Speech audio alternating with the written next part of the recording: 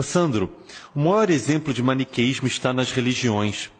Você não acha que a própria adjetivação da nossa fé, a fé raciocinada, não seria uma forma de reduzir a fé dos nossos irmãos de outras religiões, como se a fé deles fosse baseada em algo abstrato, sem lógica, sem valor? Como fugir desta aparente armadilha de que nós teríamos um suposto monopólio da verdade espiritual? Quando eu conheci a doutrina espírita, eu tinha feito um espiritur antes, né? Então, eu era evangélico, e aí, depois de umas decepções com pessoas, eu dei uma rodadinha no budismo, no hinduísmo, no islamismo e tal, e fui maçom, e Rosa Cruz, e gnose, estudei Blavatsky e tal. Aí, conheci um centro espírita chamado André Luiz, né? Numa história bem interessante que um dia eu conto para vocês, e estava lá na minha, tipo assim, mais uma religião que diz que só ela tem a verdade. Porque eu tinha vindo de muitos que diziam ou que só nós temos a verdade, ou que nós temos a melhor verdade. Os outros até que têm, mas não é tão boa como a nossa. E aí eu li uma pergunta que Kardec fez. É necessário ser espírita para se ter uma vida futura melhor? Essa pergunta é muito curiosa, porque no campo da teologia é uma pergunta assim: aqui está a verdade, ou aqui está a maior de todas as verdades, ou só aqui tem o caminho? E a resposta foi completamente diferente de tudo que eu tinha ouvido até aquele dia.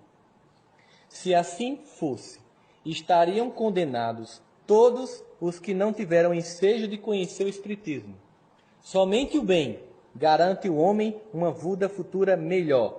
E o bem é sempre o bem, qualquer que seja o caminho que a ele conduza. Hashtag não precisa ser espírita para ser um homem de bem. E nenhuma outra diz isso. Eu entendo perfeitamente, eu achei a pergunta extremamente inteligente. Eu acredito que com essa resposta fica claro que a doutrina não referenda essa identidade que nós temos uma razão sobrepujante às demais.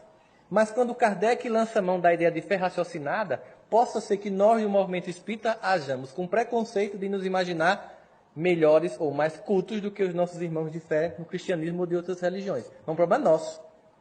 A doutrina não referenda isso. O que ele queria dizer é que muita coisa no campo da fé gerou tragédia por causa da falta da razão. Ku Klux Klan. Pessoas que vestem capuz matavam os negros dos Estados Unidos. Passagem do Evangelho. Reconhece-se o cristão porque quando reconhece-se o Filho de Deus porque quando se esbofeteia a face dele ruboriza. Ou seja, um filho de Deus é alguém que quando você dá um tapa no rosto fica vermelho. Como o negro não fica vermelho, não é filho de Deus. Mata, queima. Isso é a falta da razão. O Senhor é meu pastor, não me faltará. Terei o carro importado da viagem para a Europa.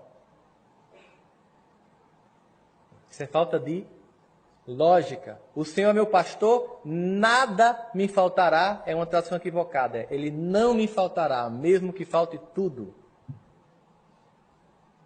É esta falta de razão que gerou a Idade das Trevas, a Idade Média, a queima de bruxas, a Inquisição. É exatamente porque a mensagem do Evangelho foi deturpada pela mítica e pelo dogma que a razão traz à tona a necessidade de um olhar sereno e lúcido sobre o Evangelho. Não aquela razão arrogante que se quer ser melhor que a do outro. Porque a vida é cheia de evidências de pessoas extremamente cultas, com muito conhecimento e comportamento extremamente infantil.